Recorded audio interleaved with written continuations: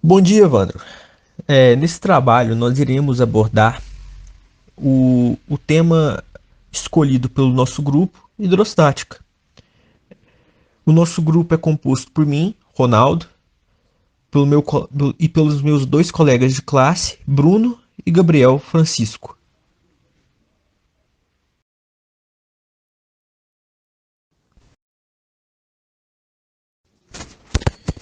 Bom, como temos o tema da hidrostática, no trabalho será abordada na introdução, ou seja, na introdução falaremos sobre os aspectos gerais relacionados a essa disciplina, sobre o princípio de Steven, o teorema de Pascal e pressão, hidrostática e densidade, princípio de Arquimedes e sobre o peso aparente.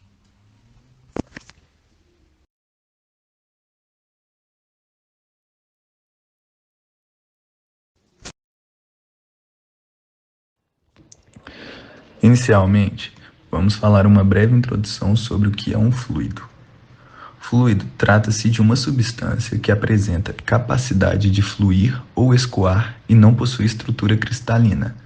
Os líquidos e os gases são definidos como fluidos. A todo instante, estamos em contato com alguma substância que pode ser definida como fluido.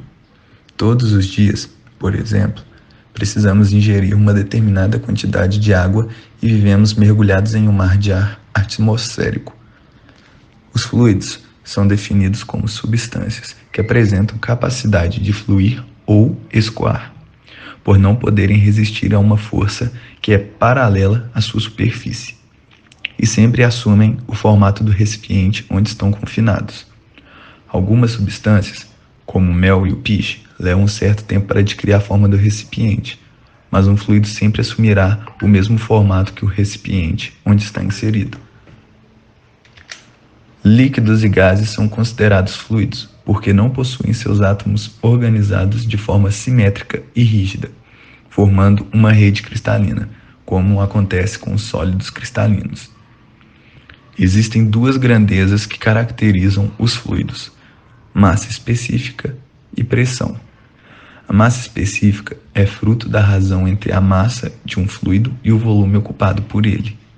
Já a pressão é fruto da ação do líquido sobre as paredes de um recipiente e pode ser definida a partir da razão entre a força aplicada pelo fluido e a área de aplicação dessa força.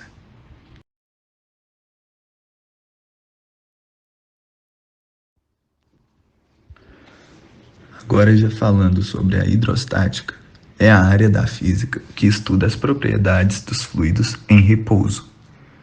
Entre as propriedades físicas dos fluidos, podemos destacar como as mais importantes: densidade, pressão e força de empuxo. Entendemos como fluidos as substâncias capazes de assumir o formato de seu recipiente, mudando sua forma sob a ação de alguma força externa, como foi falado anteriormente.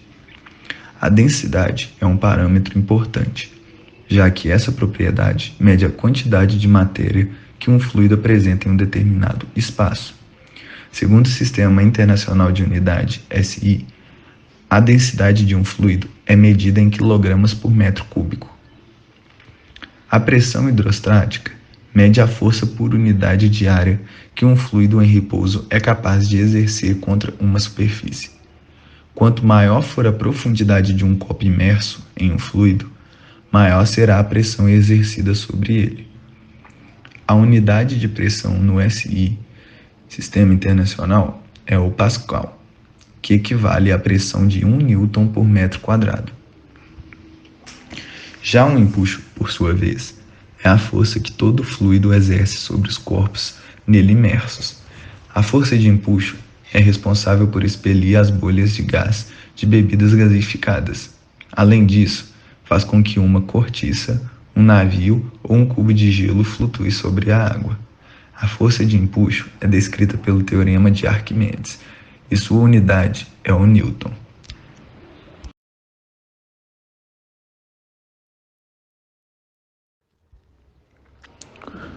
O empuxo exercido por um fluido não dependerá do peso do corpo ou de sua densidade, mas sim da densidade do fluido, da gravidade local e do volume de fluido deslocado, que, por sinal, é igual ao volume da porção do corpo que se encontra imerso no fluido. Apesar de o empuxo não ser determinado pela densidade do corpo, por meio da relação entre as densidades do corpo e do fluido, é possível sabermos se o corpo flutuará, permanecerá em equilíbrio ou subemergirá. Vamos lá. Se o corpo for mais denso que o fluido, esse tenderá a afundar. Se o corpo apresentar uma densidade próxima à do fluido, ele tenderá a permanecer em equilíbrio. Se o corpo tiver densidade menor que a densidade do fluido, ele tenderá a flutuar.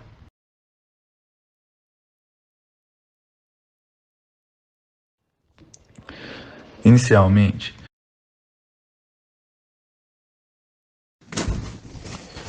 O Teorema de Stevens é conhecido também como a lei fundamental da hidrostática.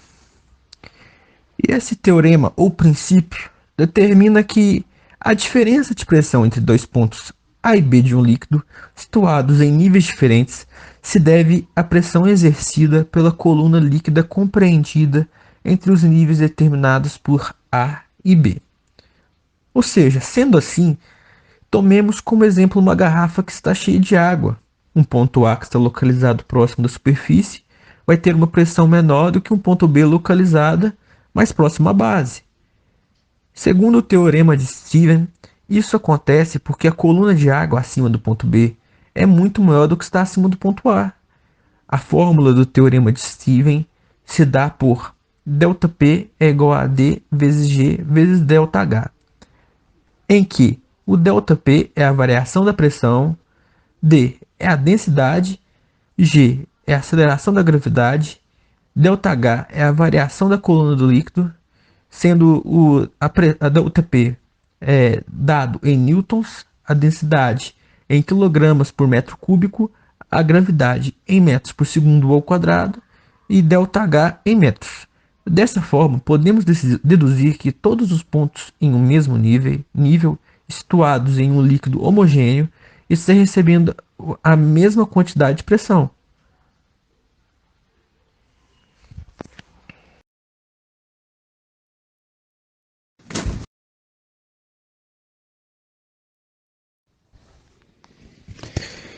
De acordo com o teorema de Pascal, todo aumento de pressão sobre um fluido ideal, isto é, um fluido não compreensível, contínuo e sem viscosidade, é transmitido homogeneamente ao longo de seu volume.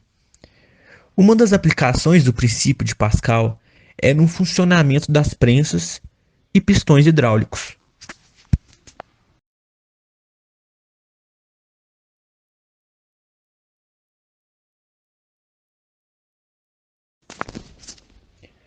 Ao pegar uma pasta de dente e apertá-la, você está vivendo na prática o que seria o princípio de Pascal. Segundo esse princípio, a pressão exercida em uma região de um fluido em equilíbrio é transmitida integralmente às demais regiões do fluido e às suas paredes internas. E isso quer dizer o quê? Isso quer dizer que, tomando como exemplo a pasta de dente, quando você aperta levemente o tubo, ou seja, aplica pouca pressão, ela é sentida em todos os pontos do tubo da pasta. Essa força é dividida em toda a sua extensão. Logo, se ele estiver aberto, vai um pouco de pasta para fora, de acordo com o aumento da pressão aplicada ao tubo. Se ele continuar aberto, mais pasta vai sair. Sendo assim, temos a fórmula do princípio de Pascal, que é a força aplicada na área 1 dividida pela área 1, que é igual à força 2 dividida pela área 2, em que F1 é a força exercida no ponto A1 é a área em que F1 foi aplicada, F2 é a força exercida no ponto B, e a área 2 é a área em que F2 foi aplicada. Uma das principais aplicações em que temos para o princípio o teorema de Pascal, como foi dito anteriormente, é a prensa hidráulica. ela tem dois cilindros com raios diferentes ligados por um cano. No interior desse sistema há um líquido que sustenta dois êmbolos, A1 e A2.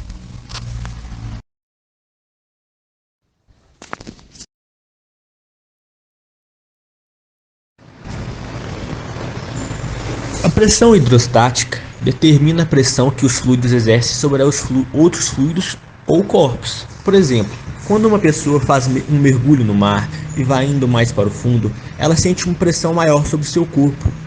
E isso acontece porque quanto mais fundo, mais volume de água ela vai ter sobre o seu corpo. Sendo assim, a pressão informa o quanto de força está sendo aplicada, em média, sobre uma determinada área. No exemplo, a área seria o corpo do mergulhador. Veja a seguir a fórmula para determinar a pressão. Pressão, que é igual a densidade vezes a altura do líquido vezes a gravidade. Pela fórmula a gente vê os termos: P, que seria a pressão, D é a densidade do fluido, H é a altura da coluna do fluido, G é a aceleração da gravidade. Segundo o sistema internacional, temos P medido em Pascal, D medido em gramas por centímetros cúbicos, H em metros, gravidade em metros por segundo ao quadrado.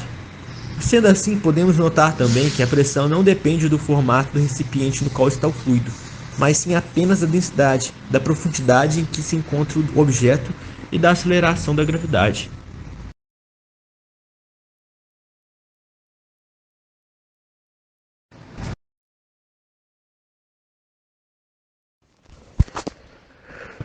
O ar atmosférico foi o primeiro gás a ter sua pressão medida. Essa façanha foi realizada pelo físico e matemático italiano Evangelista Torricelli. No ano de 1643, ele criou o famoso tubo de Torricelli, hoje conhecido como barômetro de mercúrio. Basicamente, o experimento consistiu em pegar um tubo de vidro com 1 metro de comprimento e encher ele com mercúrio. Depois ele inverteu esse tubo sobre um recipiente que também continha mercúrio. Assim ele observou que o líquido começou a descer, mas parou em determinada altura. E essa altura foi de 76 centímetros. Ele realizou essa experiência ao nível do mar, portanto, ele concluiu que uma coluna de mercúrio de 76 centímetros, ou 760 milímetros, equivale à pressão atmosférica. Por isso, dizemos que ao nível do mar, a pressão atmosférica é igual a 760 milímetros de Hg, que equivale a 1 Pascal, sendo Pascal a medida utilizada internacionalmente pelo sistema internacional.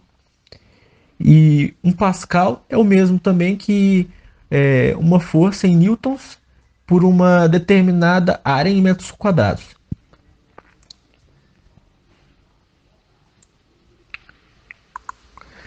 Entretanto, Torricelli também fez experimentos no alto das montanhas. A altura do mercúrio no interior do tubo ficava menor à medida que quando você estava no alto dessas montanhas. Ou seja, isso significava que a pressão atmosférica era menor em lugares mais altos. Isso é verdade, pois as camadas mais altas de ar vão comprimindo as camadas de ar que ficam mais perto do solo. Assim, perto do solo existem mais partículas por unidade de volume do que nas camadas superiores. Com isso, a pressão atmosférica é menor em pontos mais altos e vai ficando cada vez maior à medida que vai se aproximando do nível do mar, que é a pressão maior possível. E esses dados estão registrados na tabela do slide, que a gente pode observar que numa altura de 0 metros, que é o nível do mar, a pressão atmosférica é de 76 centímetros de mercúrio. Já para 500 metros acima do mar, 72. Para 1000 metros, 67. E assim vai.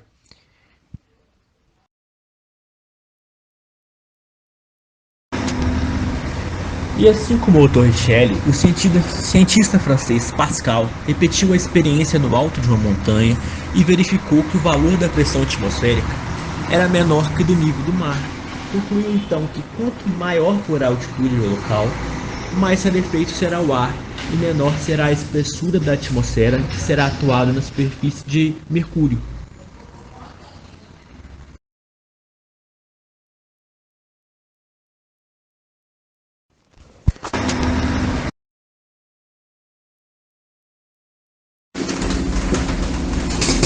Determinação do centro de pressão.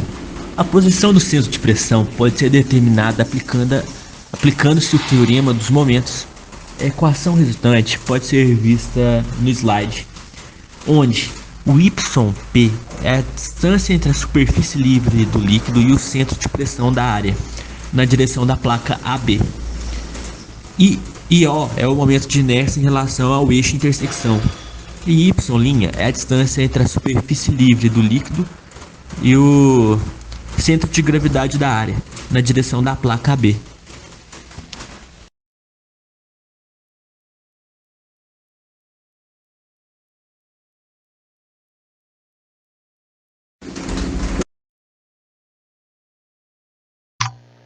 Olá, meu nome é Bruno Soares e vou continuar a apresentação sobre hidroestática. Na hidroestática a gente tem um conceito que já é bem conhecido, que é a densidade. A densidade é um conceito utilizado em diversas matérias diferentes e aqui também ela é usada.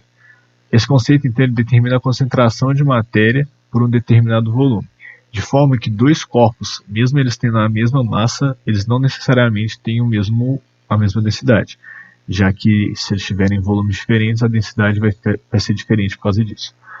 A equação da densidade ela é dada pela imagem e ela é a seguinte: densidade é igual à razão entre a massa pelo volume. Pelo Sistema Internacional de Medidas, a gente tem então que a unidade padrão de densidade vai ser o quilo por metro cúbico, a massa m vai ser quilo e o volume vai ser metro cúbico. Com isso a gente tem algumas relações entre a densidade de um corpo e um fluido.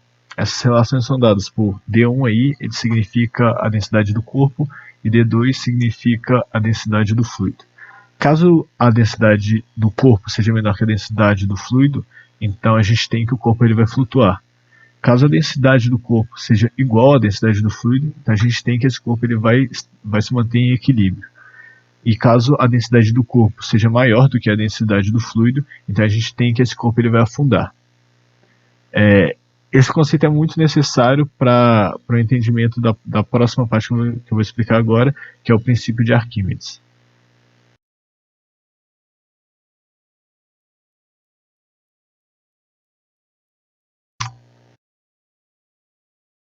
O princípio de Arquímedes é um dos três conceitos teóricos básicos da hidroestática. O seu enunciado diz que todo corpo num fluido em repouso sofre, por parte do fluido, uma força vertical para cima, com intensidade igual ao peso do fluido deslocado. Dessa forma, essa lei pode ser descrita por essa imagem, em que a gente vai ter a força do empuxo, que ele basicamente é o princípio de Arquimedes, que é o empuxo ele é a força para cima e o peso ele vai ser a força para baixo. Uma forma boa de ver isso de forma prática, um exemplo de uma situação muito boa para entender esse princípio, é quando a gente está embaixo da água e a gente pega algum objeto embaixo d'água. Geralmente esse objeto ele parece ter um peso muito menor do que o real, o que na verdade não acontece. Mas esse peso parece menor porque a força de empuxo ela está fazendo uma força para cima, o que faz com que a força-peso resultante seja menor e por isso o objeto parece estar mais leve.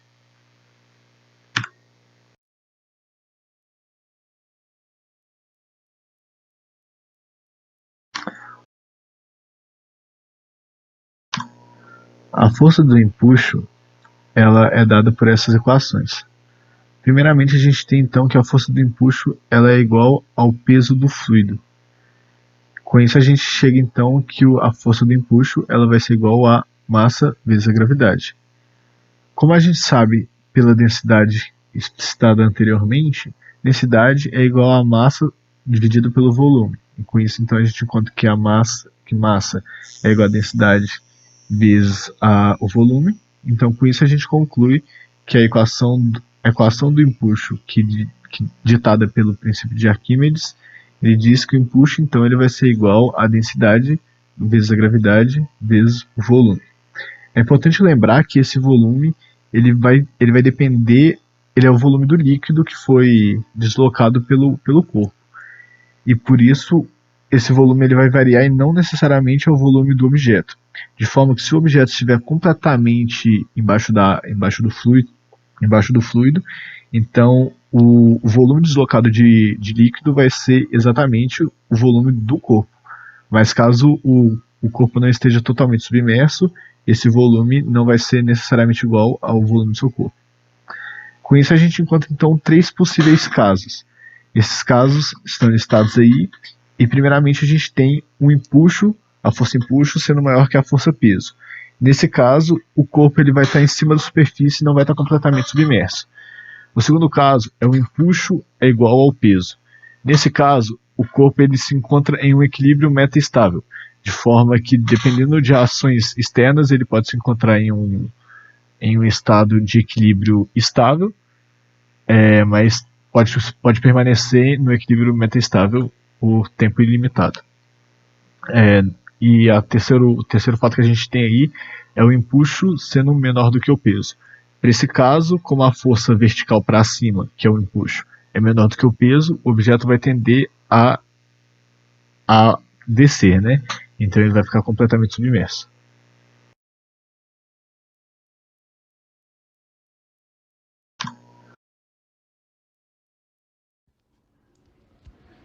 Para falar do peso aparente, voltemos um pouco à questão do empuxo.